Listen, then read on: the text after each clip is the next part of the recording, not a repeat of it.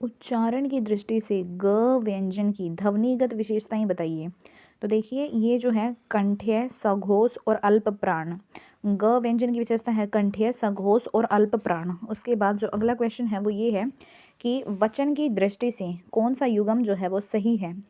तो यहाँ पे जो नारी है ना, नारियों, ये चीज़ ठीक है, नारी नारियों ये ठीक है। दर्शन दर्शनों ये गलत है, प्राण प्राणों गलत है, हस्ताक्षर हस्ताक्षरों ये गलत है, नारी नारियों ये ठीक है। उसके बाद जो अगला क्वेश्चन है ना वो ये है कि गिरीश जो है, गिरीश, गिरीश शब्द में जो है कौन सा संधि है। तो दीर्घ स्वर संधि है इसमें। क्या है इसमें? दीर्घ स्वर संधि है। उसके बाद जो अगला क्वेश्चन है ना वो ये है कि जाह्नवी शब्द का पर्यायवाची है। जाह्नवी शब्द का पर्यायवाची होगा मंदाकिनी। मंदाकिनी जो है जाह्नवी शब्द का पर्यायवाची है। उसके बाद जो अगला क्वेश्चन है वो ये है, अगला जो क्वेश्चन है ना वो ये है, सरसीज शब्द में कौन सा समास है। सरसीज शब्द में कौन सा समास है।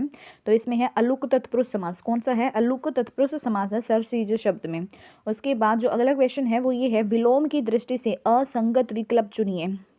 देखिए ग्रस्त मुक्त ये ठीक है, वयिष्ठ समिष्ट ठीक है, लेकिन आयुर्भाव तिरोभूत ये मतलब गलत है, विलोम नहीं है ये, ठीक है। उसके बाद ये जो अर्वाचीन है प्राचीन, अर्वाचीन प्राचीन, अर्वाचीन प्राचीन, ग्रस्त मुक्त वयिष्ठ समिष्ट ये सभी अपोजिट वर्ड्स हैं, लेकिन ये जो आयुर्वी भाव तिरोभूत है ये वाला जो है अपोजिट वर्ड नहीं है। उसके बाद जो अगला क्वेश्चन है वो ये है कि किस विकल्प में परिमाणवाचक विशेषण का प्रयोग हुआ है। तो प्रणव 5 किलो दूध पी गया, ये जो है परिमाणवाचक विशेषण है।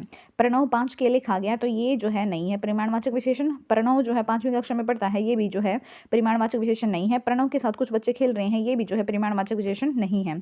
ये जो है प्रणव 5 किलो दूध पी गया, ये परिमाणवाचक विशेषण है, ठीक है। उसके बाद जो अगला क्वेश्चन है वो क्या है, अगला क्वेश्चन जो है वो ये है, जिज्ञासा का स्टिक समानार्थी क्या है। समानार्थी बताना है हमें जिज्ञासा का, तो ये हो जाएगा ज्ञानेप्सा।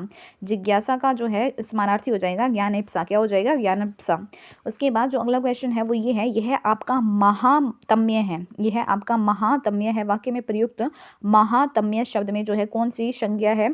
तो वह भाववाचक। कौन सी संज्ञा है इसमें? भाववाचक है। उसके बाद जो अगला क्वेश्चन है वो ये है, सामने जो बड़ा सा घर दिखाई दे रहा है वो मीरा है। वाक्य में किस सर्वनाम का प्रयोग हुआ है। तो इस वाक्य में सर्वनाम है निश्चयवाचक। सामने जो बड़ा सा घर दिखाई दे रहा है वो मीरा है। वाक्य में किस सर्वनाम का प्रयोग हुआ है? निश्चयवाचक सर्वनाम का। उसके बाद जो अगला क्वेश्चन है वो ये है, किस विकल्प में भाववाचक तद्धित प्रत्यय का जो है प्रयोग हुआ है। तो वो हुआ है सौजन्य में। किसमें हुआ है? सौजन्य में। किस शब्द में अन्न उपसर्ग का प्रयोग नहीं हुआ है। तो अनुद्धार में जो है अन्न उपसर्ग का प्रयोग नहीं हुआ है अनुधार में, लेकिन अनुत्तर में हुआ है। अनुपसर्ग का अनुपम में हुआ है अनुपसर्ग का प्रयोग। अनुगमन में जो है अनुपसर्ग का प्रयोग हुआ है।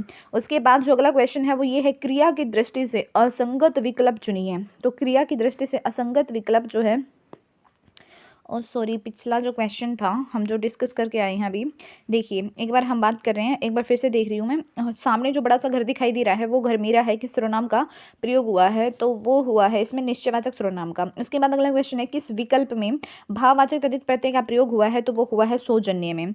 उसके बाद जो अगला क्वेश्चन था ना, अगला जो क्वेश्चन था उसमें ये है कि किस शब्द में अन्न उपसर्ग का प्रयोग नहीं हुआ है। तो देखो अनुत्तर में अनुपसर्ग का प्रयोग हुआ है, अनुपम में जो है अनुपसर्ग का प्रयोग हुआ है, अनुद्धार में जो है अनुपसर्ग का प्रयोग हुआ है, लेकिन अनुगमन में जो है अनुपसर्ग का प्रयोग नहीं हुआ है। उसके बाद जो अगला क्वेश्चन है वो ये है, क्रिया की दृष्टि से, क्रिया की दृष्टि से असंगत विकल्प चुनिए। असंगत विकल्प चुने तो देखो, रमेश पत्र लिखवाता है, प्रेरणार्थक क्रिया है। बालक छत पर खड़ा है, अकर्मक क्रिया है। अध्यापक बालक को हिंदी पढ़ा रहा है, द्विकर्मक क्रिया है। प्रणेता जो है जोर जोर से हंस रही है, सकर्मक क्रिया है। तो ये चीज़ जो है वो गलत है। क्या है ये चीज़ गलत है। उसके बाद जो अगला क्वेश्चन है वो ये है, विसर्ग ध्वनि का प्रयोग किन शब्दों में होता है। तो वो होता है तत्सम शब्दों में। उसके बाद जो अगला क्वेश्चन है वो ये है, साधवाचरण शब्द का सही संधि विच्छेद क्या है। तो वो क्या है? साधु जमा आचरण। क्या है? साधु जमा आचरण।